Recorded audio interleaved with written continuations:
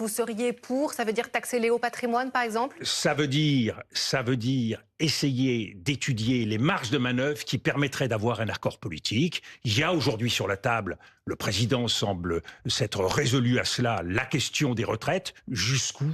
Ce qui est certain, c'est que notre pays, depuis la crise des Gilets jaunes, depuis la crise de la réforme des retraites, eh bien, elle a perdu la confiance vis-à-vis du pouvoir. Cette défiance, il faut y répondre, parce que la crise démocratique, elle coûtera au pays beaucoup plus cher que toutes les économies qu'on croit faire avec ces réformes. Au bout du compte, ce que demande tout le pays, les chefs d'entreprise, chacun veut de la stabilité, de la prévisibilité. Et la stabilité, ça commence par un budget.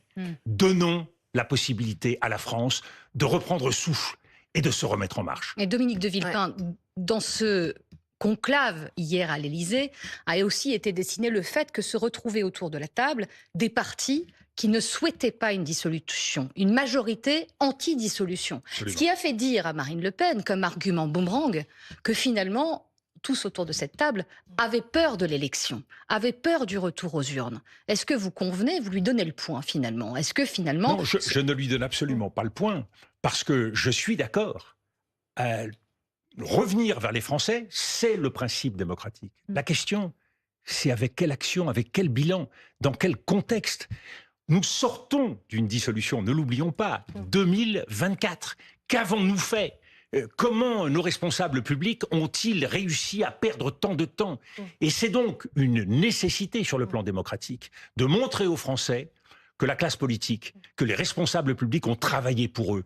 Adoptons un budget. Je pense que la dissolution, dans une semaine, dans 3 mois, sera nécessaire. Mais au moins qu'on ait défendu l'intérêt général, qu'on ait défendu l'intérêt des Françaises et des Français avant de se présenter devant les urnes. Ce n'est pas pareil de faire une politique de gribouille, de tout faire à l'envers, d'avoir un gouvernement qui irait à contresens de la volonté des Français, et au contraire, de faire tout ce que l'on peut. Et aujourd'hui, c'est quoi faire tout ce que l'on peut? C'est respecter les institutions, c'est avoir un véritable pacte de gouvernement qui permettrait de faire passer un budget. Et c'est aussi, je le pense profondément aujourd'hui, la redistribution, la recomposition des forces politiques, que toutes les forces républicaines, sociales, écologiques, humanistes se rassemblent. Nous le voyons sur l'échiquier politique. À part la France insoumise et Marine Le Pen, tout le reste flotte. Aujourd'hui, c'est la course pour refuser toute...